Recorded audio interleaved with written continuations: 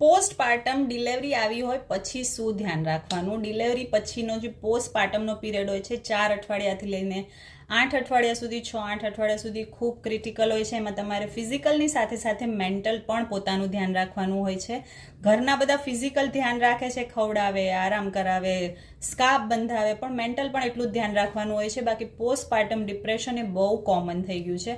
આનું કારણ શું હોય છે? અચાનક તમારી બોડીમાં ખૂબ બધા હોર્મોનલ ફેરફાર આવી જાય છે. અચાનક નવો જીવ તમારી સામે આવી જાય છે, જેની સંપૂર્ણ જવાબદારી તમારી ઉપર હોય છે.